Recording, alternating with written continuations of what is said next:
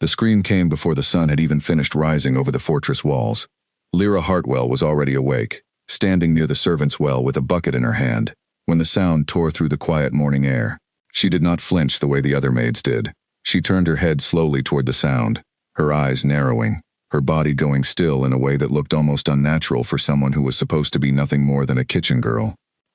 Around her, the other servants dropped their baskets and clutched each other, whispering about wolves in the forest, about raiders, about the terrible stories that always seemed to circle the fortress of Alpha King Draven Ashcombe. But Lyra did not whisper. She listened. She counted the seconds between each cry. She noticed that the birds had gone silent a full minute before the scream, which meant something had been moving through the trees long before anyone else noticed. She kept this knowledge to herself, the way she always did. For 3 years, Lyra had worked in the kitchens of the Ashcombe fortress, carrying trays, scrubbing floors, and folding linens for a court that barely noticed she existed. She wore plain brown dresses that hung loose on her thin frame, and she kept her dark hair braided tightly against her scalp so that no one would look twice at her. She had trained herself to walk with a slight limp, dragging her left foot just enough to seem harmless, just enough to seem like a girl no one needed to worry about. It was a lie, and it was a lie she had carried since she was a child. The truth was buried so deep inside her that even she sometimes forgot it during the long, exhausting days of carrying firewood and scrubbing pots.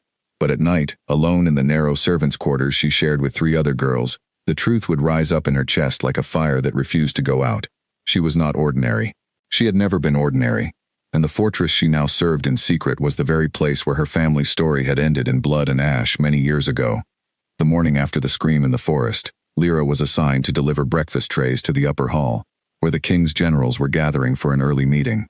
This was unusual. Normally the senior maids handled meetings of importance, but 2 of them had fallen ill overnight, leaving Lyra as the only girl available who had proven she could carry a tray without spilling a single drop. She accepted the task with her head bowed, the way a proper servant should, but inside her chest her heart was pounding with something close to excitement. She had spent 3 long years trying to get closer to the king's inner circle, and now, without even asking, the opportunity had fallen into her lap. The upper hall was a wide stone room with tall windows that let in streams of pale morning light. A long table sat in the center, already crowded with maps, letters, and half-empty cups of tea from the night before. 6 men stood around the table, their voices low and tense, and at the head of them all stood the Alpha King himself. Draven Ashcombe was not a man easily described in simple words. He was tall, broad-shouldered, with dark hair that fell just past his collar, and eyes the color of storm clouds before heavy rain. He carried himself with the kind of quiet authority that made grown warriors lower their voices when he entered a room. Since he had taken the throne 5 years ago after his father's sudden passing, he had led his people through 2 wars, a terrible drought, and countless whispered threats from rival packs who wanted his land, his power, or his life. Lyra had seen him many times from a distance, delivering trays to the edges of rooms, standing quietly by doorways while nobles argued about taxes and borders. She had learned to watch him without seeming to watch him, the way a servant learns to disappear into the walls of a grand hall. But something about him always drew her attention back, again and again, no matter how hard she tried to keep her eyes on the floor. That morning, as she set the tray of bread and tea down on the edge of the table, she caught a fragment of the conversation that made her fingers tighten around the tray's edges. The scent in the forest was fresh, one of the generals was saying, a broad man named Colin Bramwell who served as the head of the king's personal guard. Whoever moved through those trees last night was close enough to see the eastern watchtower, close enough to count the guards on duty. Bloodfang scouts, another voice said. It has to be them. They have been circling our borders for weeks. Draven's jaw tightened, but his voice remained calm and low. If Bloodfang scouts were mapping our defenses, then they were preparing for something larger than a simple raid. We need to know who let them get that close without raising an alarm. Lyra kept her eyes down, arranging cups on the table with slow, careful movements, but her mind was racing. She had heard the name Bloodfang before, whispered among older servants who remembered the wars from years past. She had also heard, more quietly, in corners where servants were not supposed to speak of such things, that someone inside the fortress itself might be helping the enemy find their way past the guards. She wanted to speak. She wanted to tell them what she had heard about the strange oil smell near the eastern courtyard, the one that masked a person's natural scent from wolves with sharp noses. But a maid did not speak in a room full of generals and a king. A maid delivered bread and left quietly through the side door, which was exactly what Lyra did, forcing her feet into their practiced, uneven shuffle as she left the hall. Once she was safely in the corridor outside, she allowed herself one slow breath, in and out, steadying the rush of thoughts inside her head. She had caught herself reacting too quickly to Colin's words, straightening her shoulders for just a moment before catching the mistake and forcing her body back into its slouched, servant's posture. If anyone had been watching closely, they might have noticed. She told herself no one had been watching. She told herself this every day, because it was the only way to keep moving forward. Later that afternoon, while carrying baskets of washed linens across the courtyard, Lyra passed near the eastern wall, where two young guards stood watch, their spears resting lazily against their shoulders as they talked about the coming festival. She slowed her steps, letting the smell of the courtyard fill her senses the way she had trained herself to do since she was a small child hiding in the forests outside her destroyed village. There it was again, faint but unmistakable to a nose that had been trained since birth to notice such things. A bitter herbal scent clinging to the stones near the base of the wall, the same scent she had noticed the night before near the servants' well. It was the scent of crushed wolfsbane oil, a substance known among wolf packs for one specific purpose: to hide the scent of a person from other wolves. No ordinary hunter needed such oil. Only someone who knew they were being hunted by wolves themselves would think to use it. Lyra set her basket down near the guards, pretending to adjust the linens inside it. "Excuse me," she said quietly, keeping her eyes low the way a proper maid should. "I noticed a strange smell near the base of this wall, like burnt herbs. I thought someone should know." The younger guard glanced at her with mild amusement, the kind of look grown men often gave to servant girls who spoke out of turn. "A smell," he repeated, not unkindly, but with the tone of someone humoring a child. "Probably just the gardener's mix for the roses. Don't worry yourself about it." "It didn't smell like roses," Lyra said, careful to keep her voice soft and unthreatening. "It smelled like something meant to hide a scent." The older guard, a heavy-set man with a graying beard, waved his hand dismissively. "Go on now, girl. We have watched this wall every night for 5 years. Nothing gets past us that we don't smell coming from a mile away." Lyra nodded, lowering her head again, and picked up her basket. She did not argue further, because arguing further would only draw more attention to herself, and attention was the one thing she could never afford. But as she walked away, her stomach twisted with a familiar, uneasy feeling. The same feeling she had felt in the days before her village burned to the ground all those years ago. Back then, no one had listened to the warnings either. That night, sleep refused to come. Lyra lay on her narrow cot, staring up at the wooden beams of the servants' quarters, listening to the soft breathing of the other 3 girls sleeping around her. Her mind kept circling back to the scent by the wall, to the scream in the forest that morning, to the tense faces of the generals gathered around the map table. Something was moving through the shadows of the fortress, something patient and careful, and she was the only one who seemed to notice it. She thought about her mother's voice, a memory so old it had begun to feel more like a dream than a real recollection. "Trust your nose before you trust your eyes," her mother used to say, back when Lyra was small enough to be carried on her father's shoulders through the silver-leafed forests of her childhood home. "Your eyes can be fooled by shadows and distance. Your nose never lies." She had not thought of those words in years, not since the night the world she knew had ended in fire and smoke, the night she had run through the trees with nothing but the clothes on her back and a locket hidden beneath her collar, the only proof left of who she truly was. She reached up now, in the darkness of the servants' quarters, and touched the small shape of that locket resting against her chest, hidden beneath the collar of her sleeping gown. It was cold beneath her fingers, the metal worn smooth from years of touching it in secret.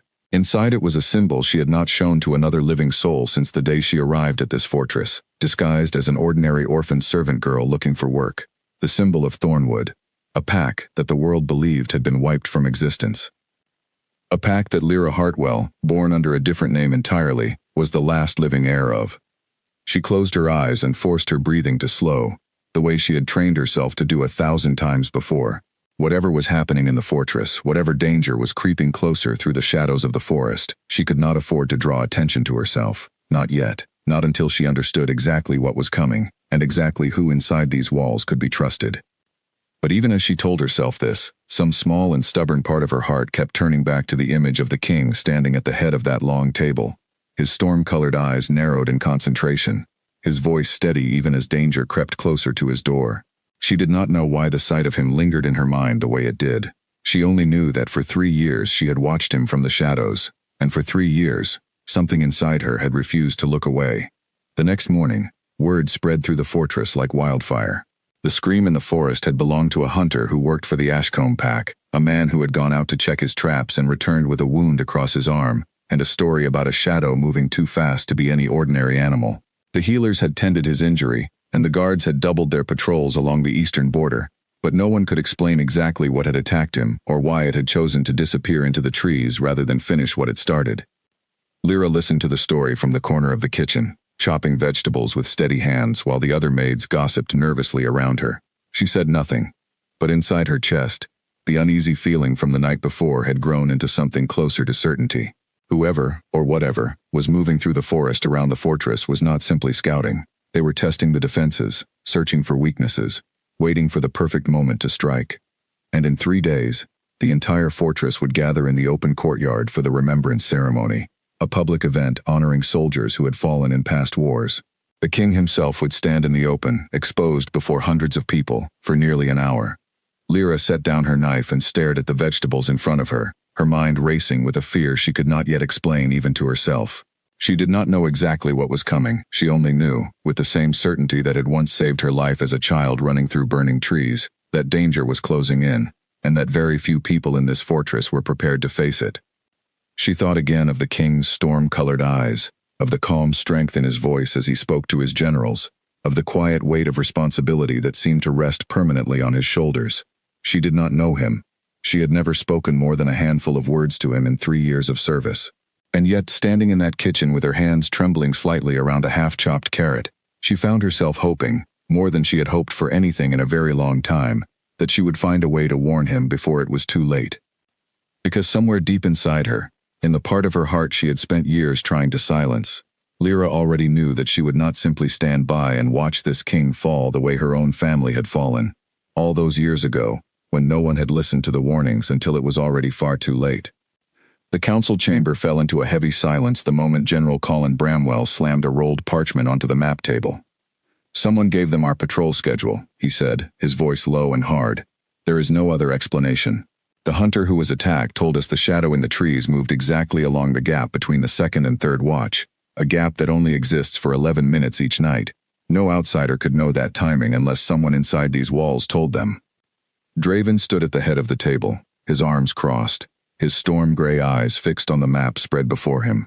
Red markings dotted the edges of his territory, each one representing a sighting, a scream, a broken trap, or a missing scout over the past 2 weeks. The pattern was becoming impossible to ignore. Someone was studying his fortress from the inside out, and every day that passed without an answer brought them closer to whatever their true purpose might be. "We tightened the watch schedule," Draven said finally. "Change the rotation every night instead of every week. If someone inside is leaking information, we make that information useless before they can pass it along." "And the remembrance ceremony?" asked Nolan Ferris, a thin, sharp-eyed advisor who had served Draven's father before him. "Perhaps we should postpone it. If there truly is danger circling these walls, standing in an open courtyard for an hour seems like an unnecessary risk." Draven's jaw tightened, but he shook his head firmly. "The people need to see their king honor the soldiers who died protecting this land. If I hide behind these walls out of fear, I hand our enemies exactly what they want without them ever having to lift a single weapon. We proceed with the ceremony. But we increase security around the courtyard, and we watch every face in that crowd more carefully than we ever have before." The generals exchanged uneasy glances, but none of them argued further. When Draven Ashcombe made a decision in that tone of voice, only a fool would try to change his mind. As the meeting continued, discussing exact troop placements and which families would be permitted closest to the ceremonial platform, Lyra arrived at the chamber door carrying a fresh pot of tea, as she had been instructed by the head housekeeper. She hesitated in the doorway for a moment, watching the tense faces around the table, before stepping inside quietly and making her way toward the far end where the empty cups waited.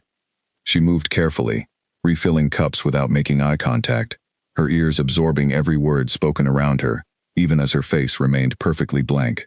This was a skill she had spent years perfecting, the ability to become invisible in a room full of powerful people, to let conversations flow around her as though she were simply part of the furniture.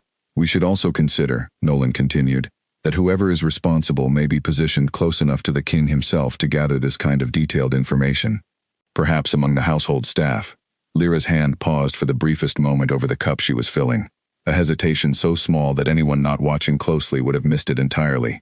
She forced her fingers to keep moving, pouring the tea in a slow, steady stream, her expression carefully arranged into the mild, empty look that servants were expected to wear at all times. But Draven was watching, not because he suspected her, not yet, but because something about the careful way she moved, the precise control in every motion of her hands, had caught his attention days earlier, without him fully understanding why. He found his eyes drifting toward her more often than made sense for a man with far more urgent matters demanding his focus.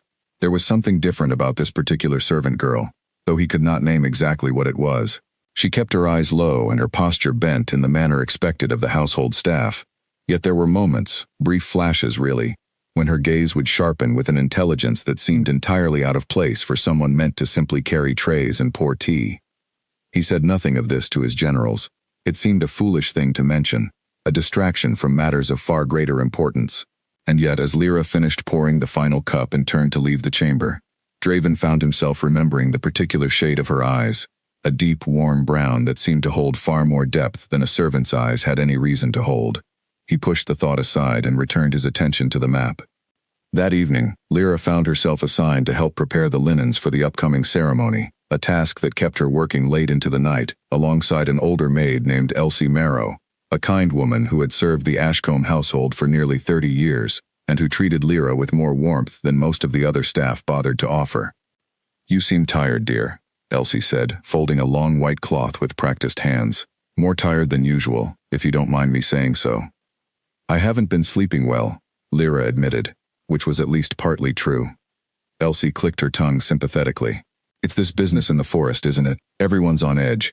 I remember the last time something like this happened, years and years ago, before you came to us. Terrible business. The Bloodfang pack sent scouts just like this before their last big attack on the northern villages, studied everything about their targets before they struck, left almost nothing to chance." Lyra kept her hands moving as she listened, careful not to let her sudden interest show on her face. "What happened to those villages?" she asked quietly.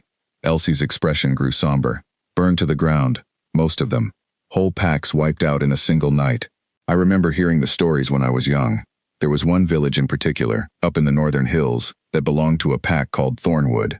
Proud people, the stories said, with silver in their eyes and strength that rivaled even the Ashcombe line.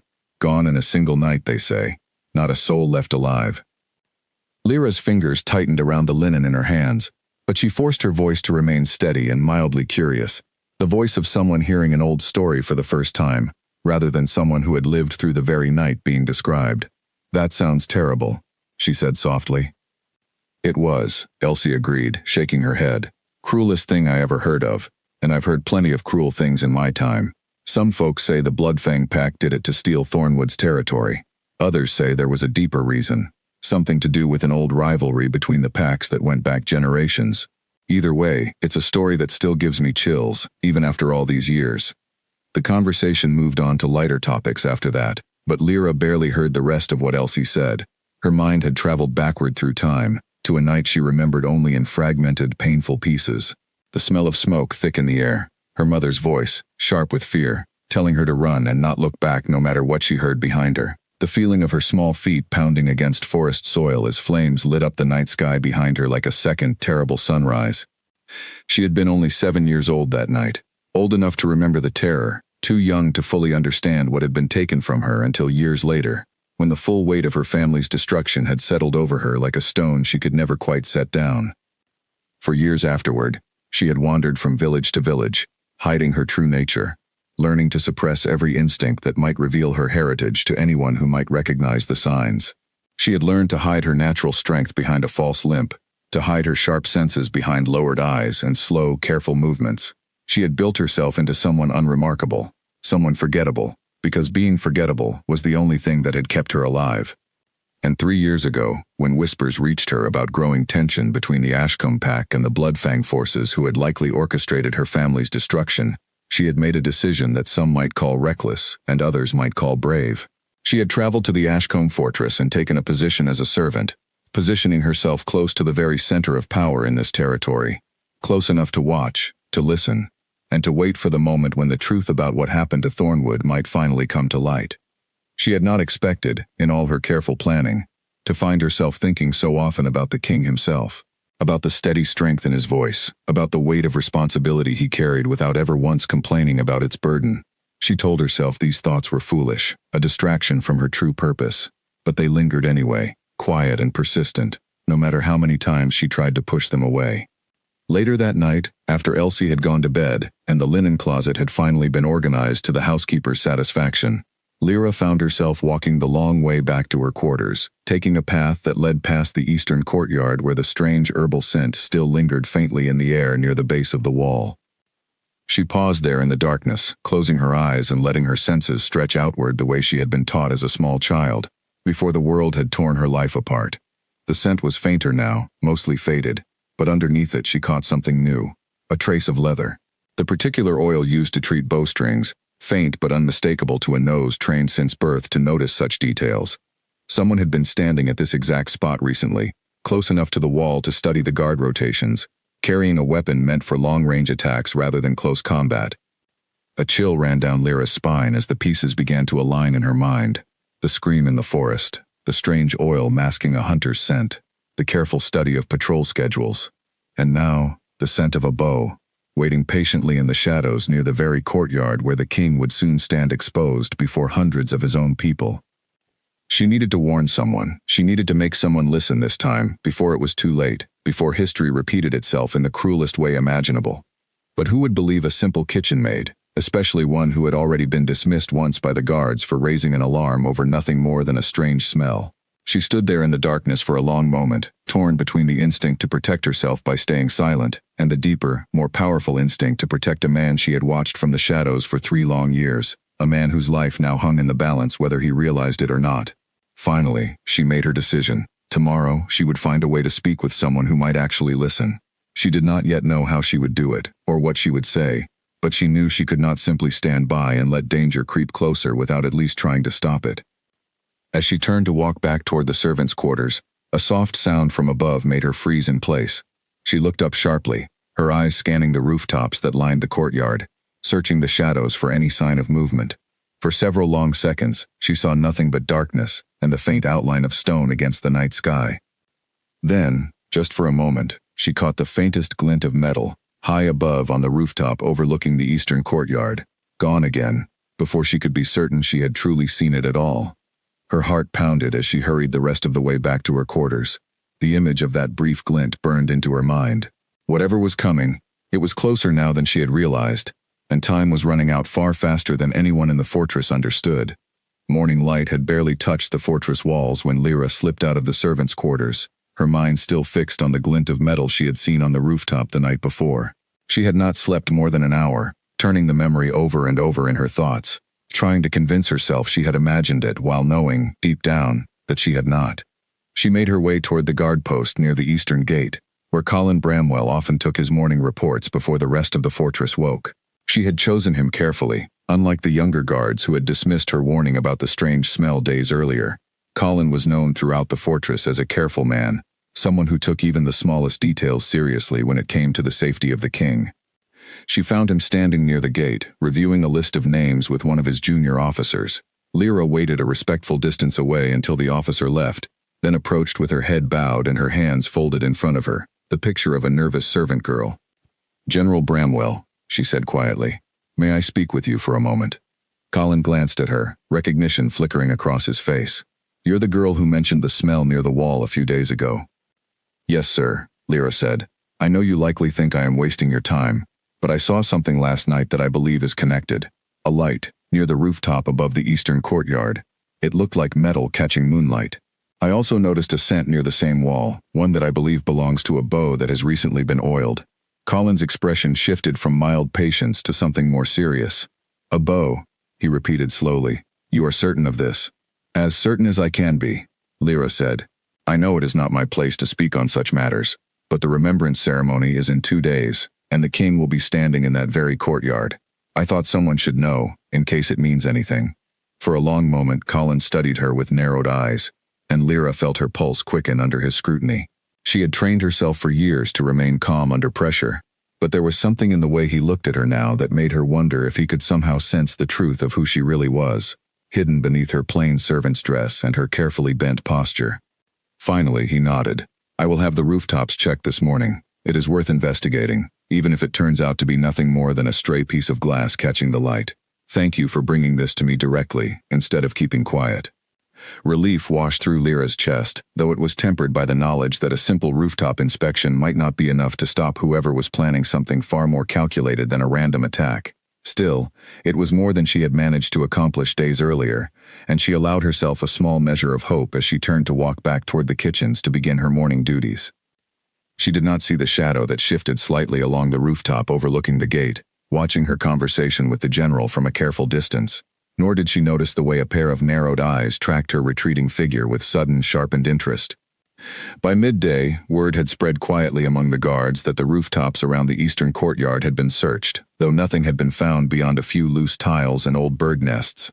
Colin reported the findings to Draven during the midday briefing, careful to mention the source of the original warning. A servant girl noticed the light, Colin explained, standing before the king in his private study. The same one who mentioned a strange smell near the eastern wall a few days ago. I dismissed her the first time, but this time her description was specific enough that I felt it warranted a closer look. Draven's brow furrowed slightly. The same girl who delivers tea to the council chamber? I believe so, yes. Dark hair, keeps to herself, walks with a slight limp. Something in Draven's chest tightened at the description, though he could not immediately explain why. He thought again of the sharp intelligence he had noticed flickering behind her lowered eyes days earlier, the careful precision in the way she moved, even while pretending to be nothing more than an ordinary servant. He found himself wondering, not for the first time, whether there was more to this particular maid than met the eye. Increase patrols along the rooftops regardless, Draven said finally. Even if nothing was found this time, it does not mean nothing is planned. And Colin, the next time this girl brings you information, I want to hear about it directly and immediately. Do not wait to decide whether it seems important enough to mention. Colin nodded, a faint note of surprise in his expression at the king's evident interest, though he said nothing further on the matter. Meanwhile, in the kitchens, Lyra worked through her afternoon tasks with a restless energy she could not quite shake. She had done what she could to raise the alarm, but the uneasy feeling in her chest refused to fade, growing instead into something closer to dread as the day wore on. She kept replaying the image of the metal glint on the rooftop, the scent of bowstring oil near the wall, the careful, patient way whoever was planning this attack seemed to be studying every detail of the fortress before making their move. That evening, as she carried a basket of vegetables toward the storage cellar, she passed by an open window near the servants' dining hall, and overheard two junior guards speaking in low voices, unaware that anyone was listening. "Did you hear about the northern watchtower?" one of them said. "Empty. Guard never showed up for his shift this morning." "Probably drunk somewhere," the other replied, though his tone lacked real conviction. "Maybe, but that's the third missing guard this month. And you know what they're saying about the eastern rooftop search today." Lyra slowed her steps, straining to hear more, but the two guards moved further down the corridor, their voices fading into indistinct murmurs before she could catch anything else useful. Still, what she had heard was enough to deepen the knot of worry already tightening in her stomach. Missing guards. A search that turned up nothing despite clear evidence something had been there. The pattern was becoming impossible to ignore, at least for someone trained to notice such patterns. She set down her basket of vegetables in the storage cellar and allowed herself a moment to think clearly, away from the noise and bustle of the kitchen. Whoever was planning this attack was patient, careful, and apparently willing to remove anyone who might interfere with their plans before they were ready to strike. If guards were disappearing quietly, one at a time, then whoever was responsible had either allies inside the fortress helping them move undetected, or abilities far beyond those of an ordinary hunter or scout. Her mind returned, unwillingly, to the stories she had heard about the destruction of her own pack years earlier. The careful planning, the way the Bloodfang forces had studied every detail of Thornwood's defenses long before the night they finally struck. If the same pack was now circling the Ashcombe fortress with the same patient cruelty, then the danger facing Draven and his people was far greater than a single arrow fired from a rooftop. She thought of Draven's face as she had seen it in the council chamber days earlier, his jaw set with quiet determination, even as the weight of an entire kingdom's safety rested on his shoulders. She thought of the way he had insisted on proceeding with the remembrance ceremony despite the clear danger, refusing to let fear dictate his actions even when caution might have been the wiser choice. She admired that about him, she realized with some surprise. She admired the quiet strength he carried, the way he refused to hide behind his walls even when hiding might have been the safer path. It reminded her, in some small way, of the stories her own father used to tell about leadership and courage. Stories she had not thought of in years but which now rose unbidden to the surface of her memory. The next 2 days passed in a blur of preparation for the remembrance ceremony, Banners were hung along the courtyard walls, chairs were arranged for the families of fallen soldiers, and the entire fortress buzzed with a strange mixture of solemn respect and quiet anxiety. Lyra continued her duties as normal, delivering trays, folding linens, and scrubbing floors, all while keeping her senses alert for any further sign of danger. On the morning of the ceremony itself, she woke before dawn, her stomach twisted into knots she could not quite untangle. She dressed carefully in her plain gray servant's uniform, the one reserved for formal events, and made her way toward the courtyard where she had been assigned to help distribute ceremonial linens to the families gathered for the occasion. The courtyard was already filling with people by the time she arrived. Hundreds of faces gathered beneath the pale morning sky, waiting to honor soldiers who had given their lives in service to the Ashcombe Pack. Guards lined the perimeter in greater numbers than usual, their eyes scanning the crowd and the surrounding rooftops with careful attention, a direct result of the warnings Lyra had raised days earlier.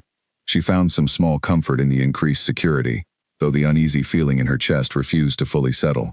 She moved among the gathered families, handing out folded white cloths for the ceremony, her eyes drifting more than once toward the rooftops surrounding the courtyard, searching for any hint of movement or glint of metal among the shadows. She saw nothing unusual, and slowly, as the morning wore on without incident, she allowed herself to hope that perhaps the danger had passed, that the increased patrols had been enough to discourage whoever had been circling the fortress in recent weeks. Then, just as the ceremony was about to begin, she caught sight of Draven emerging from the main hall, dressed in formal dark robes trimmed with silver thread, his expression solemn as he made his way toward the ceremonial platform at the center of the courtyard. The crowd fell silent, hundreds of eyes turning toward their king as he took his place before them, ready to honor the soldiers who had fallen in service to his people. Lyra's heart pounded as she watched him standing there, exposed and vulnerable despite the guards surrounding the courtyard, and the uneasy feeling in her chest sharpened into something closer to pure instinct. She scanned the rooftops one final time, her eyes moving carefully across every shadow, every ledge, every possible hiding place a hunter might choose. And then, for just a fraction of a second, she saw it. A shape crouched low against the rooftop directly across from the ceremonial platform, barely visible against the morning shadows, but unmistakable to eyes that had spent years learning to notice exactly this kind of danger. Her breath caught in her throat as she watched the shape shift slightly, raising something long and slender that caught the morning light for just an instant before disappearing back into shadow. A bow, aimed directly at the king. Time seemed to slow down around Lyra as she stared at the shape on the rooftop, every instinct she had spent years suppressing suddenly roaring to life inside her chest. There was no time to shout a warning. No time to alert the guards standing along the courtyard walls, their attention fixed on the crowd rather than the rooftop directly behind them. There was only the space of a single heartbeat before the arrow would be released, and in that heartbeat, Lyra Hartwell made a choice that would change everything. She dropped the basket of linens she had been carrying and moved, her body, freed for the first time in 3 years from the careful, deliberate limp she had trained herself to maintain, surged forward with a speed that no ordinary servant girl could ever possess. She crossed the distance between herself and the ceremonial platform in the span of a few impossible seconds, her feet barely seeming to touch the ground as she pushed through the startled crowd gathered near the front of the courtyard. Draven stood at the center of the platform, his attention fixed on the assembled families, entirely unaware of the danger closing in from above. He had just begun to speak, his voice carrying clearly across the silent courtyard, honoring the names of soldiers who had given everything in service to their people, when a blur of motion at the edge of his vision made him turn his head sharply to the side. He had only a fraction of a second to register the sight of the servant girl launching herself toward him, her expression fierce with a determination that seemed entirely at odds with her usual quiet, downcast demeanor. He had no time to understand what was happening before her body collided with his, shoving him sideways with a force that sent him stumbling off balance and away from the exact spot where he had been standing only a moment before. The arrow that had been aimed at his heart found a different target instead. Lyra felt the impact before she fully understood what had happened, a sharp, burning pain exploding through her left shoulder as the arrow buried itself deep into her flesh, the force of it spinning her half around before her knees buckled beneath her. She heard herself gasp, a sharp intake of breath that seemed to echo strangely in her own ears, and then the world tilted sideways as she began to fall. Chaos erupted around the courtyard in an instant. Screams rose from the crowd as people scrambled backward, guards shouted orders and drew their weapons, and somewhere above the noise, Colin Bramwell's voice bellowed commands toward the rooftop where the attacker had been positioned. Lyra barely registered any of it, her vision narrowing to a small, tunnel-like point as pain radiated outward from her shoulder in waves that made her entire body tremble. Strong arms caught her before she could hit the ground. Draven had recovered his balance in an instant, his warrior instincts overriding his shock as he reached out and caught the falling servant girl, lowering her carefully to the platform floor even as his eyes scanned the rooftops for any sign of a second attack. His generals converged around him immediately, forming a protective circle with their bodies, while archers among the guards returned fire toward the rooftop, forcing the attacker to retreat before anyone could get a clear look at their identity. "Get the healers," Draven ordered, his voice sharp with urgency as he knelt beside Lyra, pressing his hand firmly against the wound in her shoulder to slow the bleeding. "Now." Lyra's eyes fluttered, struggling to stay open as the pain threatened to pull her down into darkness. She could feel Draven's hands against her shoulder, steady despite the chaos surrounding them, and some small part of her mind registered the warmth of his presence even through the haze of pain clouding her thoughts. "Why?" Draven said quietly, his voice low enough that only she could hear it over the shouting and movement around them. Would a servant girl throw herself in front of an arrow meant for her king? Lyra tried to answer, but the words caught in her throat, replaced by a soft, involuntary groan as another wave of pain rolled through her body.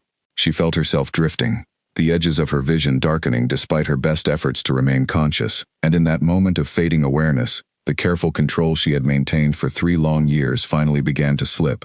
Draven felt it before he understood what he was feeling. A subtle shift in the air around them, a change in scent that made his senses, sharper than any ordinary man's, suddenly flare with recognition. Beneath the coppery smell of blood soaking through her simple gray dress, there was something else entirely, something old and familiar that struck a chord deep within his memory, though he could not immediately place why.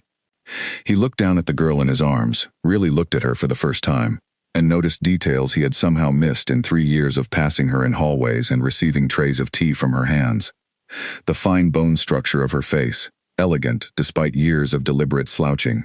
The strength evident in her build now that she was no longer hiding it behind careful, limping steps.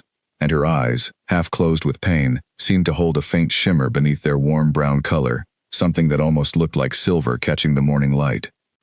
Around the courtyard, several of the older wolves among the gathered crowd had gone strangely still, their heads turning slowly toward the platform, their nostrils flaring as though they too had caught the same unexpected scent drifting from the wounded servant girl. Whispers began rippling outward through the courtyard, quiet at first, then growing steadily louder as more and more people noticed the strange reaction spreading among those closest to the platform. "That scent," murmured an elderly wolf standing near the front of the crowd, his voice trembling slightly as he spoke to the woman beside him. "I have not smelled anything like that in over 15 years, not since before the fires." Draven barely heard the murmur, his full attention fixed on the young woman bleeding in his arms, her breathing growing shallow as the wound in her shoulder continued to bleed, despite his efforts to slow it. The healers arrived moments later, pushing through the crowd with a stretcher and a bag of medical supplies, and Draven reluctantly allowed them to take her from his arms, though he remained close beside them as they carried her toward the healing hall. As they moved through the crowd, the whispers continued to spread, faces turning to watch the wounded servant girl being carried away, some expressions filled with concern, others with a strange, dawning recognition that none of them seemed quite ready to voice aloud. Colin Bramwell approached Draven as the stretcher disappeared through the doorway of the healing hall, his expression grim. The attacker escaped across the rooftops before our archers could get a clear shot. We found this near the position they had been using. He held out a small vial, its glass surface catching the morning light. It was tucked into a crack in the stone, likely dropped in their haste to retreat. Draven took the vial and examined it carefully, his brow furrowing as he studied the dark liquid contained within. "What is it?" "I do not know for certain," Colin admitted, "but the healers will be able to tell us soon enough, especially once they examine the arrow that struck the girl. If I had to guess, given everything we have seen these past weeks, I would say it is not simply a coating meant to cause pain." A cold weight settled in Draven's chest at those words. If the arrow had been coated with something beyond ordinary poison, something specifically designed for a purpose beyond a swift, straightforward attack, then the girl who had thrown herself into its path might be facing a danger far greater than the wound itself suggested.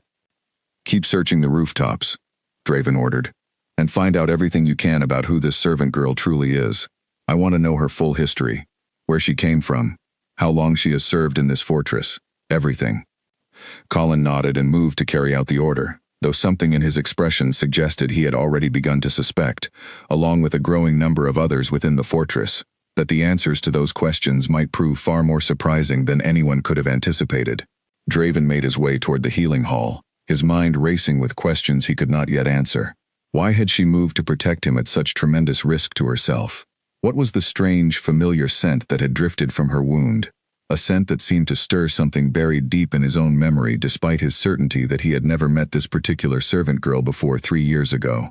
And why, more than anything else, did the sight of her lying wounded and pale on that stretcher fill him with a fear far sharper and more personal than the political danger of losing a loyal servant? He did not have answers to any of these questions yet, but as he stepped through the doorway of the healing hall, determined to find out the truth no matter what it revealed, he felt certain of one thing above all else. Whatever secrets this servant girl had been hiding for the past 3 years, they were about to come to light, whether she was ready to reveal them or not. The healing hall smelled of crushed herbs and clean linen, a scent Lyra had grown used to over her years serving in the fortress, though she had never expected to experience it from the perspective of a patient laid out on one of its narrow beds. She drifted in and out of awareness as the healers worked over her shoulder, their voices distant and muffled, as though she were hearing them from underwater. "The arrow went deep," one healer murmured to another. "We need to remove it carefully. There's something unusual about the coating on the arrowhead." "I see it," the second healer replied, her voice tight with concern. "This is not an ordinary poison. Someone prepared this arrow with great care." Lyra wanted to ask what they meant, but the words would not form properly on her tongue, her mind too fogged with pain and exhaustion to manage more than a soft, wordless murmur. She felt hands pressing against her shoulder, cleaning the wound, and somewhere beyond the immediate circle of healers, she sensed another presence standing nearby, tall and still, watching over the proceedings with quiet, unwavering attention. Draven had refused to leave the healing hall despite the healer's polite suggestions that he attend to other pressing matters following the attack. He stood near the doorway, his arms crossed, his storm-gray eyes fixed on the wounded girl lying on the bed across the room. Something about the situation gnawed at him in a way he could not fully explain, a persistent sense that there was far more to this moment than a simple act of loyalty from a devoted servant. As the healers worked to clean and treat the wound, carefully cutting away the fabric of Lyra's dress around her injured shoulder, something shifted in the air of the room, subtle at first, then undeniable. The strange scent Draven had noticed earlier grew stronger, filling the healing hall with an unmistakable presence that made every wolf in the room go suddenly, sharply alert. One of the healers gasped softly, stepping back from the bed with wide eyes. "That scent," she whispered. "I know that scent." Draven crossed the room in a few quick strides, his earlier restraint abandoned entirely as concern and confusion pulled him closer to the bed. He looked down at Lyra, her face pale with pain and blood loss, her dark hair spread messily across the pillow beneath her, and he felt something click into place in his memory, a fragment of a story he had heard many years ago as a young boy, long before he had ever imagined he would one day sit upon his father's throne. A story about a pack destroyed in a single terrible night, a pack known for producing wolves of extraordinary strength, wolves whose eyes carried a distinctive silver shimmer beneath their natural color, a mark of their ancient bloodline passed down for countless generations. The Thornwood Pack. "It cannot be," Draven murmured under his breath, though even as he spoke the words, some deeper instinct within him refused to dismiss the possibility so easily. The healers continued their work despite the strange tension filling the room, carefully removing the arrow and cleaning the wound beneath it, though their movements had grown more hesitant, more reverent, as though they too sensed something significant unfolding before them. As the wound was finally cleaned and bandaged, Lyra's body seemed to relax slightly, the tension of pain easing enough that her breathing grew steadier, though she remained unconscious, lost in the exhausted depths of healing sleep. It was then, as the immediate crisis of treating her wound passed, that something remarkable began to happen. A faint shimmer moved across Lyra's skin, subtle at first, like heat rising from sun-warmed stone, before resolving into something far more visible. The careful glamour she had maintained for years, a suppression charm woven into a small pendant hidden beneath her collar, had finally cracked under the immense strain of her injury, unable to withstand the combination of physical trauma and the deep exhaustion that came with using her true strength and speed for the first time in years. The changes were subtle but unmistakable to those who knew what to look for. The slight limp she had maintained for so long simply vanished, her posture straightening even in unconsciousness into something more naturally regal. Her dark hair, which had always appeared plain and unremarkable, seemed to catch the light differently now, revealing hints of a deeper richness that had been hidden beneath years of careful dulling. But it was her eyes that drew every gaze in the room, when one of the healers gently lifted her eyelids to check her pupils for signs of concussion from her fall. Silver. Not the warm brown that everyone in the fortress had grown accustomed to seeing whenever the quiet servant girl passed through the halls, but a striking, unmistakable silver that seemed to hold its own faint inner light, exactly matching the old stories Draven had heard as a child about the lost Thornwood bloodline. The healing hall fell into stunned silence. Silver eyes, one of the older healers whispered, her hand trembling slightly as she withdrew it from Lyra's face. Your Majesty, this cannot be a coincidence.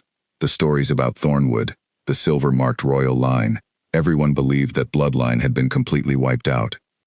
Draven stared down at the unconscious girl before him, his mind racing to reconcile the quiet, unremarkable servant he had known for 3 years with the possibility that she might carry the blood of a royal line believed lost to history.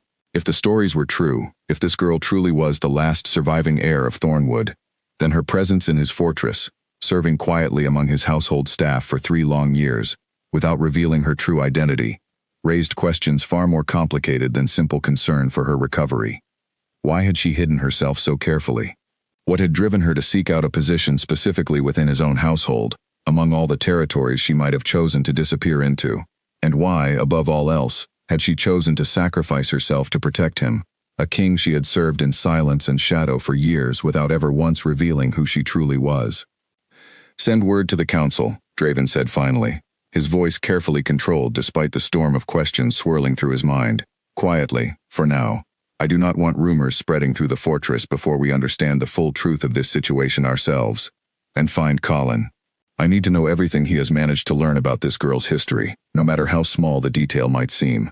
The healer nodded and hurried from the room to carry out his instructions, leaving Draven alone with the wounded girl and the 2 remaining healers who continued their careful work tending to her injury. He pulled a chair close to the bedside and sat down heavily, his eyes never leaving her face as he tried to make sense of everything that had happened over the past hour. He thought back over the past 3 years, searching his memory for any earlier sign he might have missed, any clue to her true identity that he had simply failed to notice amid the countless other demands on his attention. He remembered brief moments now with new clarity, the sharp intelligence flickering behind her lowered eyes during council meetings, the precise control in her movements even while performing the simplest of servants' tasks, the way she always seemed to disappear so effortlessly into the background of any room, despite an underlying presence that, now that he considered it carefully, had never quite matched the humble role she had been playing. He wondered too about the timing of her arrival at his fortress.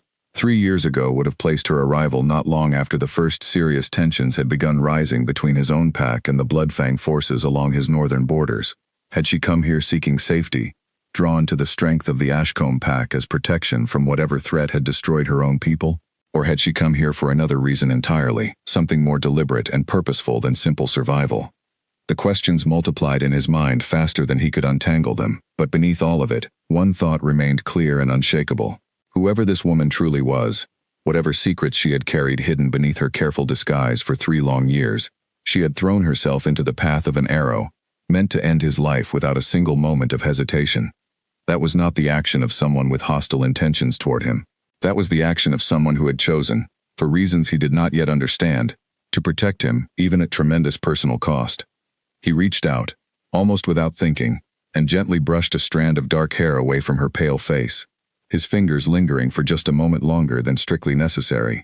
Whatever secrets she carried, whatever complicated truth lay behind her 3 years of careful disguise, he found himself determined to understand it fully, and to make certain, above all else, that she survived long enough to explain it to him herself. Outside the healing hall, word had already begun to spread through the fortress despite his instructions for quiet discretion. Servants whispered to each other in hushed, excited tones about the strange scent that had filled the courtyard, about the silver eyes glimpsed briefly beneath the wounded girl's closed eyelids, about the old stories of Thornwood suddenly resurfacing after 15 years of being nothing more than a tragic memory. And among those whispers, moving carefully through the fortress corridors with an expression of practiced concern that masked something far colder underneath, Nolan Ferris listened to every rumor with sharp, calculating attention, his mind already working through the implications of this unexpected complication to plans that had taken years of patient effort to arrange. If the girl truly was the last heir of Thornwood, and if she survived long enough to reveal everything she might know, then everything Nolan had worked so carefully to build over the past several years could come crashing down around him in a single, catastrophic moment. He needed to ensure that did not happen, no matter what it took to prevent it. Lyra woke slowly, her body aching with a deep, throbbing pain that seemed to radiate outward from her shoulder in steady waves. For a long moment, she simply lay still, her eyes closed, trying to piece together fragments of memory that felt scattered and distant, like pieces of a dream she could not quite hold on to. Then it returned to her all at once. The rooftop, the bow, the desperate surge forward, the sharp, burning pain of the arrow tearing into her shoulder. Her eyes snapped open. She found herself in an unfamiliar room, richly furnished in a way that immediately told her she was no longer in the simple healing hall reserved for servants and common soldiers. Heavy curtains hung across tall windows, allowing only thin streams of afternoon light to filter into the room, and the bed beneath her was far softer and more comfortable than anything she had slept on in the past 3 years. A chair sat beside the bed, and in it, Draven Ashcombe sat with his arms crossed, his storm-gray eyes fixed intently on her face the moment she stirred. Panic surged through Lyra's chest, sharp and immediate, as she registered exactly where she was, and exactly who was watching her with such careful, unwavering attention. She tried to sit up, her body protesting the movement with a fresh wave of pain, but Draven leaned forward quickly, his hand gently pressing against her uninjured shoulder to keep her from straining herself further. "Easy," he said, his voice quieter than she had ever heard it during her years of overhearing him speak to his generals and advisors. "You lost a great deal of blood. The healers say you need rest." Lyra's mind raced, searching desperately for some way to explain her presence in what was clearly a private chamber reserved for the king himself, some way to salvage the careful disguise she had maintained for 3 long years. But as she looked into Draven's eyes, she saw something there that told her, with cold certainty, that her secret was no longer a secret at all. "You know," she whispered, the words escaping before she could stop them. Draven's expression remained carefully controlled, though something flickered behind his eyes, a complicated mixture of concern, curiosity, and something else she could not quite name. "I know that your eyes are silver," he said quietly. "I know that the scent of your blood carried something that half the wolves in that courtyard recognized immediately, something none of us have smelled in 15 years. And I know that the stories about the Thornwood pack describe exactly what I witnessed with my own eyes this morning." Lyra closed her eyes, a wave of exhaustion and resignation washing over her that had nothing to do with her physical injury. 3 years of careful discipline, 3 years of hiding every trace of her true self behind a false limp and lowered eyes, had unraveled in a single desperate moment on that ceremonial platform. There was no point in denying the truth now, not when the evidence had already been witnessed by half the fortress. "My name," she said slowly, opening her eyes again to meet his steady gaze, "is not truly Lyra Hartwell. That was the name I chose for myself when I arrived here 3 years ago, a name meant to help me disappear into your household without drawing attention. My true name is Lyra Thornwood, and I am, as far as I know, the last surviving member of my pack." Draven remained silent for a long moment, absorbing this confirmation of what he had already begun to suspect. 15 years ago, he said finally, I was still young, barely more than a boy learning the responsibilities that would eventually fall to me as heir to my father's throne. I remember hearing about the destruction of Thornwood, though the details were kept vague, even from those of us within the ruling pack families.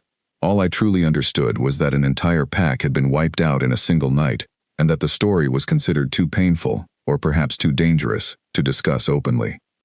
"It was Bloodfang," Lyra said quietly, her voice tightening with old grief that had never fully healed despite the years that had passed. "I do not know all the details even now. I was 7 years old when it happened, old enough to remember the fear and the fire, too young to understand the politics behind why it happened. And my mother told me to run, and I ran, and I did not stop running until I found myself in a forest 3 villages away, alone, with nothing but the clothes on my back and a small locket she had pressed into my hand before pushing me toward the trees." She reached up, wincing slightly at the movement, and touched the collar of the simple sleeping gown she had apparently been changed into while unconscious. The locket was still there, hidden beneath the fabric, its cold metal weight a familiar comfort against her skin. "I spent years moving from place to place," she continued, "learning to hide every trace of what I truly was. I learned to suppress my strength, to dull my senses, to walk with a limp so that no one would ever look at me and wonder why a simple servant girl moved with such unusual grace and speed. I built a suppression charm into this locket, using the last of my mother's teachings, strong enough to hide my true nature from almost anyone, wolf or human alike. Why did you come here? Draven asked, his voice carrying a quiet intensity that made Lyra's heart ache with the weight of everything she had carried alone for so many years. Of all the places you might have hidden, why choose to serve within the very fortress of a pack whose territory borders the forces that likely destroyed your own? Lyra met his gaze steadily, despite the exhaustion still weighing heavily on her body. Because I heard, 3 years ago, that tensions were rising again between Ashcombe and Bloodfang, and I could not simply hide forever while another pack faced the same danger that destroyed mine, without at least trying to understand what was happening, without at least trying to be close enough to help if I could. I told myself I was here to watch, to gather information, to wait for the right moment to act if the same darkness that consumed my family ever threatened to consume anyone else. She paused, her expression growing softer, more vulnerable than Draven had ever seen it during 3 years of quiet, careful service. I did not expect, she admitted quietly, to find myself caring so deeply about the safety of the king. I came here to simply observe from a careful distance. Draven's chest tightened at her words, a complicated warmth spreading through him that he had not expected to feel in the midst of such a serious and complicated revelation. He had spent 3 years walking past this woman in the halls of his own fortress, never once suspecting the depth of history and pain she carried hidden beneath her quiet, unremarkable exterior, never once realizing that the servant delivering his tea carried within her the blood of a royal line, believed lost to history. "You saved my life," he said finally, his voice quieter and more genuine than the careful, measured tone he typically used in matters of state. "You threw yourself into the path of an arrow meant for my heart, without a single moment of hesitation, despite everything you stood to lose if your true identity was revealed in the process. I do not know how to properly thank you for such a sacrifice." "You do not need to thank me," Lyra said softly. "I would do it again, without hesitation, exactly as I did the first time." A comfortable silence fell between them, heavy with unspoken questions and emotions neither of them fully understood yet. But before either could break it, a sharp knock sounded at the door, followed immediately by Colin Bramwell's urgent voice. "Your Majesty," Colin called through the door, his tone carrying an edge of alarm that immediately drew both Draven and Lyra's attention. "The healers need to speak with you immediately. It concerns the arrow that struck the girl." Draven rose quickly, exchanging a brief, uncertain glance with Lyra before crossing the room to open the door. Colin stood outside, his expression grim, accompanied by one of the senior healers whose face carried the particular tightness of someone bearing difficult news. "What is it?" Draven asked, though something in his chest had already begun to tighten with dread at the healer's expression. "The coating on the arrowhead," the healer said, her voice careful and measured despite the gravity of what she was about to reveal. "We have identified it. It is a rare and extremely dangerous poison, one specifically designed to work slowly through the bloodstream, causing gradual deterioration over the course of several days before eventually proving fatal. It is not commonly known, and it requires significant skill and rare ingredients to prepare correctly." Lyra felt a cold weight settle in her stomach as she listened from the bed, understanding immediately the implications of what the healer was describing. The wound in her shoulder was no longer simply a matter of healing and rest. She had absorbed a poison specifically designed to kill slowly and painfully, a poison meant originally for the king himself. "Is there a cure?" Draven asked immediately, his voice sharp with urgency. The healer hesitated, exchanging a brief, uncertain glance with Colin before answering. "There is one known remedy for this particular poison, Your Majesty, though it is exceptionally rare, and I am not certain you will find the solution acceptable given the circumstances." "Tell me," Draven said, his voice leaving no room for further hesitation. The healer took a steadying breath before continuing. "The only known cure for this poison requires the strength and power of a true alpha bond, formed directly and completely between the poisoned individual and an alpha of sufficient strength. The bonding ritual would need to be completed before the poison progresses too far, likely within the next 3 days, or the remedy will no longer be effective." Silence fell over the room as the full weight of this revelation settled over everyone present. Lyra stared at the healer, her mind racing to process what she had just heard, while Draven stood frozen in the doorway, his storm-gray eyes wide with a mixture of shock and dawning realization about the impossible choice that had just been placed before him. News of the poison spread through the fortress within hours, despite every effort to keep the details contained to a small circle of trusted advisors. By evening, the entire household staff whispered about little else, and the council chamber had filled with tense, anxious voices as Draven's generals and advisors gathered to discuss the impossible situation now facing their king. An alpha bonding ritual, Nolan Ferris said, his voice carrying a note of carefully measured concern as he addressed the assembled council. Your Majesty, I understand the healers believe this to be the only cure, but such a bond is not something to be entered into lightly. It is permanent, unbreakable except through death itself. Are we certain there is no alternative remedy available? Draven sat at the head of the council table, his expression carefully controlled despite the storm of conflicting emotions churning beneath the surface. The healers have searched every text available to them, he said. They have consulted with the eldest healers among neighboring packs through urgent messages sent this very afternoon. Every response confirms the same conclusion. Without the bond, the poison will continue to spread through her body until it eventually stops her heart, likely within the week. Then perhaps, Nolan continued, his tone carefully neutral, we must accept that this is simply a tragic consequence of her brave sacrifice. A bonding ritual carries enormous consequences, Your Majesty, not only for yourself but for the stability of the entire pack. Such a decision should not be made in haste, based on panic and gratitude rather than careful, clear thinking. Colin Bramwell, seated across the table, frowned deeply at his fellow advisor's words. Are you suggesting we simply allow her to die after she threw herself into the path of an arrow meant to kill our king?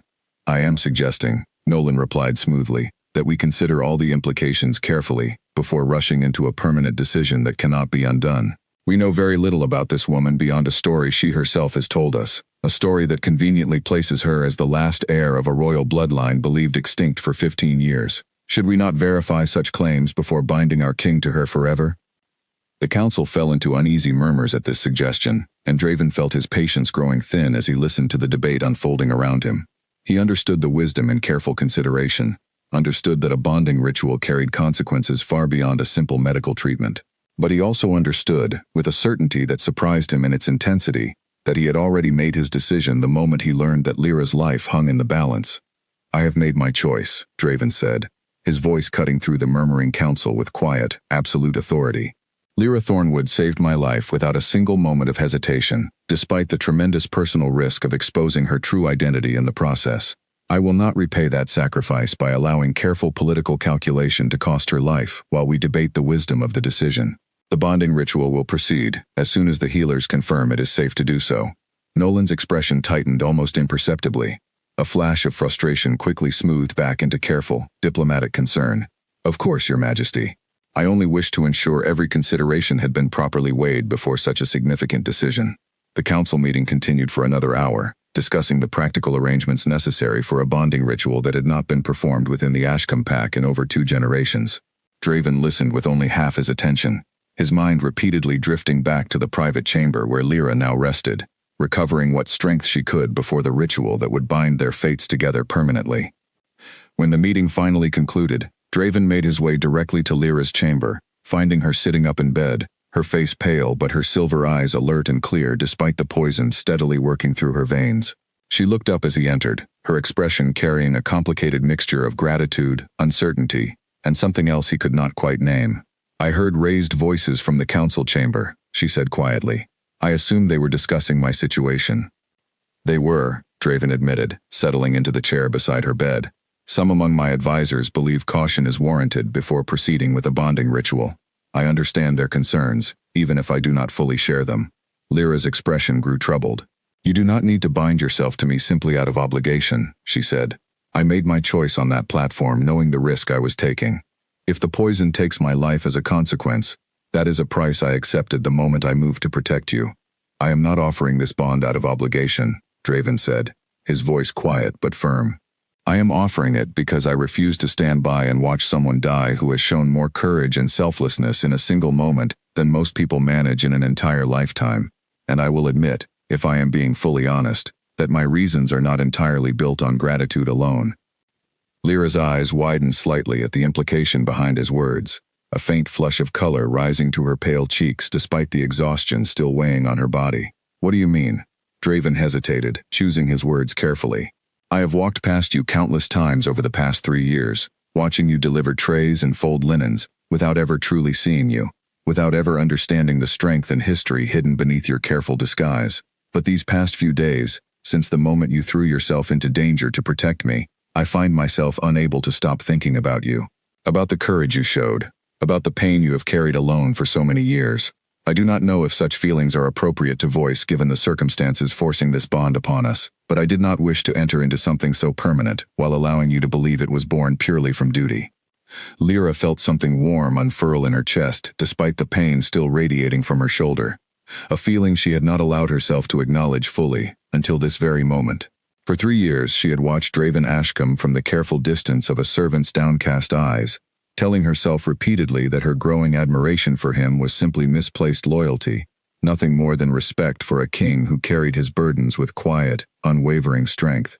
Hearing him speak now, with such honest vulnerability, she found it impossible to continue denying the truth of her own feelings. I have watched you too, she admitted softly. For 3 years, I told myself I was simply observing, gathering information, waiting for the right moment to act if danger ever threatened this fortress. But somewhere along the way, my reasons for staying became more complicated than simple duty. I did not expect to find myself caring for you the way I have grown to care, and I certainly did not expect you to ever notice a quiet servant girl who worked so hard to remain invisible. A soft, genuine smile crossed Draven's face, the first real smile Lyra had seen from him in 3 years of careful, distant observation. You were never quite as invisible as you believed, he said. I noticed you far more often than I allowed myself to acknowledge, even before I understood why. Their conversation was interrupted by the arrival of the senior healer, who entered the chamber with careful urgency, her expression grave as she addressed them both. Your Majesty, Lady Thornwood, I apologize for the interruption, but we must discuss the timing of the ritual. The poison has begun to spread more quickly than we initially anticipated. Based on our latest examination, I believe we have only 2 days remaining before the damage becomes irreversible, rather than the full week we originally estimated. The warmth that had briefly filled the room evaporated instantly, replaced by a cold urgency that settled heavily over all 3 of them. Lyra's hand moved instinctively to her injured shoulder, feeling the faint, persistent ache that now carried far more weight than simple physical pain. 2 days, Draven repeated, his jaw tightening. Then we proceed as quickly as proper preparation allows. What do you require to perform the ritual safely? The healer explained the necessary preparations, a complicated combination of ceremonial elements, careful timing tied to the moon's position, and specific herbal treatments meant to strengthen Lyra's body enough to safely withstand the intensity of the bonding process. As she spoke, Lyra found her mind wandering, not toward fear of the ritual itself, but toward a different, more troubling concern that had been growing steadily since her conversation with Draven began. If Nolan Ferris had expressed such strong reservations about the bonding ritual during the council meeting, reservations that seemed to run deeper than simple political caution, what might he be willing to do to prevent it from happening at all? She said nothing of this suspicion aloud, not yet certain enough of her instincts to raise an alarm that might prove baseless. But as the healer finished outlining the preparations and left the room to begin gathering the necessary materials, Lyra found herself watching the door with a wary, careful attention, wondering whether the danger that had already cost her so much was truly finished, or whether the most difficult challenge still lay ahead of them both. The preparations for the bonding ritual moved forward with careful urgency over the following day. The healing hall transformed into a space of quiet ceremony, as healers gathered rare herbs and prepared the specific treatments needed to strengthen Lyra's weakening body. She spent most of the day resting under careful watch, her strength fading more noticeably with each passing hour, as the poison continued its slow, dangerous progression through her bloodstream. Draven visited her chamber frequently throughout the day, unable to focus fully on the mounting political concerns demanding his attention, while the woman he had grown to care for lay fighting against a poison meant to end his own life instead. During one such visit, as evening shadows lengthened across the chamber floor, Lyra finally voiced the suspicion that had been building steadily within her since the council meeting the previous day. I need to tell you something, she said, her voice weaker than it had been that morning, a fact that worried Draven more than he allowed himself to show. During the council meeting, when your advisors discussed the bonding ritual, you mentioned that one voice argued strongly for caution. Nolan Ferris, Draven confirmed, his brow furrowing slightly. He has served as an advisor since before my father's passing. His caution seemed reasonable enough at the time, though perhaps more insistent than the situation truly warranted. I do not know him well, Lyra admitted, but something about the timing troubles me. The scent I noticed near the eastern wall, the missing guards, the careful, patient way. Whoever orchestrated this attack studied our defenses before striking. Such planning requires access to information that only someone close to the fortress's inner workings would possess. Draven's expression grew serious as he considered her words. You believe Nolan may be involved in the attack against me? I do not know for certain, Lyra said carefully. I have no proof, only instinct and suspicion. But his eagerness to prevent the bonding ritual, combined with his position of trust and access to sensitive information, feels like a pattern I have learned to recognize from painful experience. When my own pack was destroyed, the attack succeeded because someone close to our leadership provided crucial information to our enemies. I cannot help but wonder if history is repeating itself here. Draven sat in troubled silence for several long moments, turning her words over carefully in his mind. He did not wish to believe that a man who had served his family faithfully for so many years could be capable of such betrayal. Yet the pattern Lyra described, once pointed out, was difficult to dismiss entirely. The missing guards, the precise knowledge of patrol schedules, the insistent objections to a ritual that would strengthen Draven's position and secure Lyra's survival. I will have Colin investigate quietly, Draven said finally. If there is truth to your suspicion, I would rather discover it before the ritual proceeds than risk further danger during such a vulnerable moment.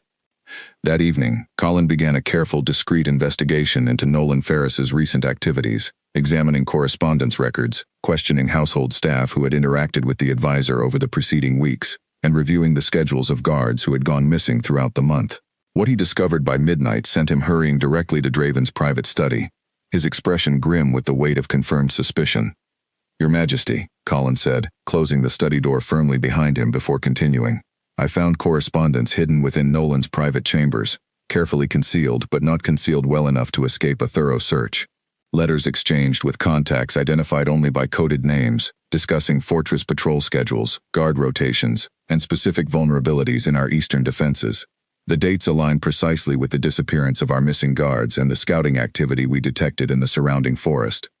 Draven's jaw tightened with barely controlled anger as he absorbed this confirmation of Lyra's suspicion. Bloodfang, he said, the word carrying the weight of 15 years of tension between the two packs, tension that had apparently been quietly nurtured and exploited from within his own fortress walls. It appears so, Colin confirmed. I believe Nolan has been providing information to Bloodfang scouts for several months, likely in exchange for promises of power or position should Bloodfang succeed in weakening our pack's leadership. His objections to the bonding ritual make far more sense now. If the ritual succeeds, you and Lady Thornwood will both be significantly strengthened, and any advantage his information might have provided to Bloodfang will be substantially diminished. Arrest him immediately, Draven said, rising from his chair with controlled but unmistakable fury. Quietly, if possible. I do not want him alerted before we can secure him and question him properly about the full extent of his betrayal. But even as Colin moved to carry out this order, gathering a small group of trusted guards to apprehend Nolan discreetly within his chambers, word had already reached the traitorous advisor through channels of his own, channels built from years of careful, patient corruption within the fortress staff. By the time Colin's men arrived at his chambers, Nolan Ferris had already fled, leaving behind only a hastily abandoned room, and the lingering scent of his rushed departure through a servant's passage rarely used by anyone of his standing. He is gone, Colin reported grimly upon returning to Draven's study. Fled sometime within the past hour, likely warned by someone else complicit in his schemes. I have guards searching every possible route he might have taken, but given his knowledge of our fortress's layout and patrol schedules, I fear he may already have escaped beyond our borders. Draven absorbed this news with a controlled, simmering anger, understanding that the immediate threat of Nolan's presence within the fortress had been resolved, even if the man himself remained free to potentially cause further harm from beyond their walls. Increase security around the bonding ritual preparations, he ordered. If Nolan has fled to Bloodfang territory, they may attempt one final desperate move to disrupt the ceremony before it can be completed. I will not allow anything to interfere with securing Lyra's survival. News of Nolan's betrayal and subsequent flight spread quickly through the fortress's inner circle, though Draven insisted on keeping the details contained to avoid causing unnecessary panic among the general household staff so soon after the attack during the remembrance ceremony. When he returned to Lyra's chamber to share the news personally, he found her sitting up in bed, her face notably paler than it had been even a few hours earlier, a clear sign of the poison's continued progression through her weakening body. You were right, Draven said quietly, settling into the chair beside her bed. Nolan Ferris has been providing information to Bloodfang for months. He fled the fortress the moment he learned we had discovered evidence of his betrayal. Lyra absorbed this confirmation with a tired, sad expression, rather than any satisfaction at having correctly identified the threat. I am sorry, she said softly. I know he served your family for many years. Betrayal from someone so trusted must be a difficult wound to carry, regardless of the circumstances. It is, Draven admitted. But it matters far less to me tonight than ensuring your survival. The healers tell me the ritual can proceed tomorrow evening, as the moon reaches the necessary position for the ceremony to be properly effective. Can you hold on until then? Lyra managed a faint, weary smile despite her obvious exhaustion. I have survived 15 years of hiding, running, and carrying secrets no child should ever have to carry alone. I believe I can manage one more day. Draven reached out and gently took her hand, an intimacy neither of them would have imagined possible only a week earlier, when she had still been nothing more than a quiet, unremarkable servant delivering trays of tea to a king who barely noticed her presence in the room. Tomorrow evening, he said softly. Everything changes. For both of us. Lyra squeezed his hand weakly, her silver eyes meeting his with a quiet, steady determination, despite the poison working steadily through her veins. Then let us make certain we are both ready for whatever comes next. Outside the chamber window, the moon continued its slow climb toward the position the healers had identified as necessary for the ritual, while somewhere beyond the fortress walls, a traitor fled through darkened forests toward the territory of an enemy pack, carrying with him knowledge that might yet pose danger to the fragile peace that hung in the balance over the following crucial day.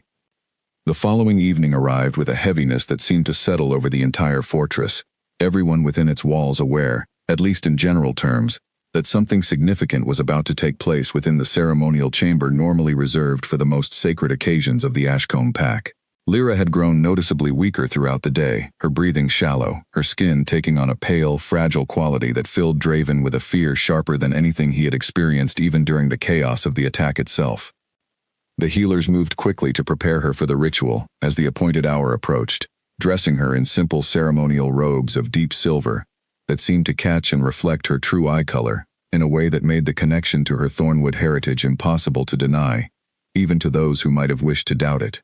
She was carried on a stretcher to the ceremonial chamber, too weak now to walk unassisted, her eyes fluttering with the effort of remaining conscious as the poison continued its relentless progression through her failing body.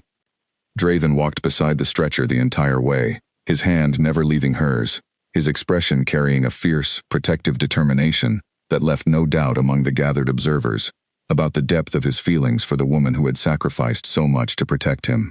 The ceremonial chamber had been prepared with careful attention to every ancient tradition surrounding the bonding ritual, candles arranged in precise patterns, herbs burning in copper bowls that filled the air with a heady, sacred scent meant to strengthen the connection between two souls preparing to bind their fates together permanently. The senior healer stood at the center of the chamber, an ancient text open before her, her expression solemn as she prepared to guide them through a ceremony that had not been performed within the Ashcombe pack in over 2 generations. Colin Bramwell stood near the chamber entrance along with several trusted guards, their attention divided between witnessing this significant moment and remaining alert for any final attempt by Bloodfang forces to disrupt the proceedings. Your Majesty, the healer said quietly, as Draven knelt beside Lyra's stretcher. The ritual requires both participants to speak the binding words with full clarity and intention, while maintaining physical contact throughout the entire ceremony. Given Lady Thornwood's weakened state, I must ask if you believe she retains sufficient strength and awareness to complete the words properly. Draven looked down at Lyra, whose eyes had opened at the sound of her name, silver and steady, despite the obvious exhaustion weighing on every part of her body. I can do this, she whispered, her voice faint, but carrying an unmistakable determination that reminded Draven exactly why he had fallen for her courage in the first place. I did not survive 15 years of hiding, only to fail now, at the very moment when everything I have fought for finally has a chance to matter. The healer nodded, satisfied, and began the ceremony with careful, measured words drawn from the ancient text before her. Draven took Lyra's hand firmly in his own, kneeling beside her stretcher as the chamber filled with the scent of burning herbs and the soft, rhythmic chanting that marked the beginning of the sacred ritual. As the ceremony progressed, Draven spoke the binding words exactly as instructed, his voice steady and clear despite the weight of the moment pressing down on his chest. He pledged his strength to Lyra, his protection, his loyalty, and finally, the deepest bond an alpha could offer to another soul, a connection that would tie their fates together permanently, for better or worse, until the end of their days. When it came time for Lyra to speak her own portion of the binding words, her voice trembled with weakness, but she pushed through the exhaustion threatening to pull her back into unconsciousness, determined to complete the ceremony that would save her life and, though she barely allowed herself to fully acknowledge it, bind her permanently to a man she had come to love, far more deeply than she had ever expected when she first arrived at this fortress 3 years earlier. As the final words of the ritual were spoken, a warm, golden light began to build around their joined hands, growing steadily brighter as the ancient magic of the bond took hold. Lyra gasped as she felt something shift deep within her, a surge of strength and warmth spreading outward from her chest, chasing away the cold, creeping poison that had been slowly stealing her life away over the preceding days. The light intensified for several long, breathless moments, filling the chamber with a brilliant golden glow that illuminated every face watching the ceremony unfold, before finally settling and fading gradually back into the soft candlelight that had filled the room before the ritual began. Lyra's breathing steadied almost immediately, color returning to her cheeks in a way that brought a collective sigh of relief from everyone gathered to witness the ceremony's completion. "The bond is complete," the healer announced, her voice carrying quiet wonder at having witnessed such a significant and rarely performed ritual succeed so completely. "Lady Thornwood, how do you feel?" Lyra took a deep, steady breath, testing the strength returning to her body with cautious wonder. The pain in her shoulder had faded to a dull, manageable ache, and the exhausted weakness that had plagued her for the past 2 days had lifted almost entirely, replaced by a warm, steady strength unlike anything she had experienced since the night her village burned all those years ago. "I feel," she said slowly, a genuine smile spreading across her face for the first time in days, "like myself again, truly myself, for the first time in 15 years. Draven helped her sit up carefully, his eyes never leaving her face, filled with relief and something deeper, something that had grown steadily over the past several days, from quiet admiration into a genuine, powerful love neither of them had expected to find in the midst of such danger and chaos. "The poison?" he asked, needing to hear the confirmation directly from her. "Gone," Lyra confirmed, testing her strength further as she carefully rose from the stretcher, standing steadily on her own feet for the first time since the attack. "I can feel it, the bond between us, strong and warm, chasing away every trace of the poison that was slowly killing me. You saved my life, exactly as I saved yours." The gathered witnesses in the chamber broke into quiet, relieved murmurs at the successful completion of the ritual, though Colin Bramwell's expression remained watchful and alert, aware that the immediate crisis had been resolved but that the broader threat posed by Nolan's betrayal and his flight to Bloodfang territory still remained unaddressed. As if summoned by these very thoughts, a guard hurried into the chamber, his expression urgent as he approached Colin with a hastily delivered message. "General Bramwell, our scouts have returned from the northern border. They report that Bloodfang forces have begun withdrawing from the territories surrounding our fortress, moving back toward their own lands rather than advancing further." Colin's brow furrowed with cautious surprise. "Withdrawing? After weeks of careful scouting and a direct attack on our king, why would they retreat now?" Draven, still standing close beside Lyra, considered this news carefully before offering his own theory. Perhaps their plan depended entirely on either killing me outright or preventing the bonding ritual from succeeding. With both of those objectives now failed, and with Nolan's usefulness as an inside source presumably compromised now that his betrayal has been exposed, they may have decided that continuing their campaign carries too much risk for too little remaining advantage. "It is possible," Colin agreed slowly. "Though we should remain cautious. A pack capable of such patient, careful planning may simply be regrouping rather than truly abandoning their ambitions toward our territory." "Then we will remain vigilant," Draven said firmly. "But tonight, we allow ourselves at least a small measure of relief. The immediate danger has passed, and Lyra's life has been saved. Tomorrow we can begin addressing the broader consequences of everything that has happened this past week." As the chamber slowly emptied of witnesses and guards returned to their normal duties throughout the fortress, Draven remained beside Lyra, his hand still holding hers, both of them silently absorbing the magnitude of everything that had changed between them over the course of a single, dangerous week. What had begun as a simple act of desperate courage on a ceremonial platform had transformed, through circumstances neither of them could have predicted, into a permanent bond that would tie their fates together for the remainder of their lives. "What happens now?"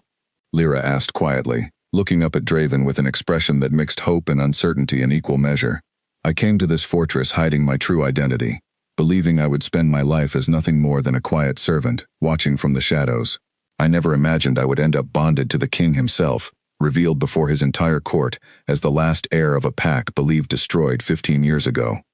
Draven smiled gently, lifting her hand to press a soft kiss against her knuckles, a gesture that made Lyra's heart flutter despite the exhaustion still lingering in her body. "Now," he said, "we begin building something new together. I intend to formally recognize you before my entire court as Lyra Thornwood, last heir of your pack's royal bloodline, and my bonded partner.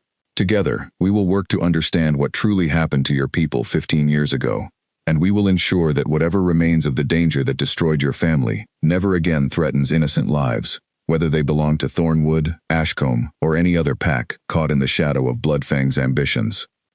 Lyra felt tears gathering in her eyes, tears born not of the grief and fear that had defined so much of her life over the past 15 years, but of a fragile, growing hope that she had not allowed herself to feel in longer than she could remember. "I would like that," she whispered. "I would like that very much." 3 days after the bonding ritual, the great hall of the Ashcombe fortress filled with more people than it had held in years, nobles and commoners alike gathering to witness a formal announcement that had already spread through every corner of the territory in whispered rumors and excited speculation. Word had traveled quickly about the servant girl who had taken an arrow meant for the king, about the silver eyes and the lost bloodline of Thornwood, about the bonding ritual that had saved her life and forever changed the future of the entire pack. Lyra stood beside Draven at the head of the great hall, dressed no longer in the simple gray uniform of a servant but in flowing robes of deep silver and blue that matched the striking color of her true eyes, her dark hair loose and styled in a manner befitting her true heritage, rather than the plain braids she had worn for 3 years to help her disappear into the background. She stood tall and confident, every trace of her false limp gone entirely, her posture carrying the natural grace and strength of a woman who no longer needed to hide who she truly was. Draven raised his hand, and the assembled crowd fell into respectful silence, hundreds of eyes fixed on their king, as he prepared to make an announcement that would reshape the understanding of recent events for everyone gathered within the hall. 3 years ago, Draven began, his voice carrying clearly across the silent chamber. A young woman arrived at this fortress, seeking work among my household staff. She called herself Lyra Hartwell, and she served quietly and faithfully as a maid, asking for nothing beyond simple wages and a place to sleep. What none of us knew, including myself, was that this woman carried within her a history far more significant than any of us could have imagined. He paused, glancing at Lyra with obvious pride and affection before continuing. During the remembrance ceremony held several days ago, this woman threw herself into the path of an arrow meant to end my life, sacrificing her own safety without a single moment of hesitation. In doing so, she revealed a truth she had carefully hidden for 3 long years. She is Lyra Thornwood, the last surviving heir of the Thornwood pack, a proud and ancient bloodline believed completely destroyed 15 years ago. Murmurs rippled through the crowd at this confirmation of the rumors that had been spreading throughout the fortress, though the reaction carried more wonder and respect than the shock Draven had perhaps anticipated. Many among the older generation remembered the tragic stories of Thornwood's destruction, and the idea that a survivor had not only endured but had shown such extraordinary courage in protecting their own king filled the hall with a palpable sense of awe. The arrow that struck her, Draven continued, was coated with a rare and deadly poison, one that would have claimed her life within days had we not discovered a remedy in time. I chose to complete a bonding ritual with Lyra Thornwood, saving her life through the ancient magic our ancestors used to bind souls together for strength and protection. That bond is now permanent and complete. He turned to face Lyra fully, taking her hand in his before the entire assembled court. Before all of you, I formally recognize Lyra Thornwood as the rightful heir to her pack's ancient bloodline and as my bonded partner, sharing in the responsibilities and protections of the Ashcombe pack from this day forward. Furthermore, I pledge the full strength and resources of this pack to help her reclaim whatever remains of her ancestral territory and to uncover the full truth behind the destruction of her people 15 years ago. The great hall erupted into applause and cheering, the assembled crowd responding with genuine warmth and excitement to this dramatic announcement. Lyra felt tears gathering in her eyes once again as she looked out over the sea of faces before her, faces that had once viewed her as nothing more than an unremarkable servant girl, now looking back at her with respect, curiosity, and something that felt remarkably like acceptance. After the formal announcement concluded, Draven addressed one final matter before the assembled court, his expression growing more serious as he spoke of the ongoing investigation into Nolan Ferris's betrayal.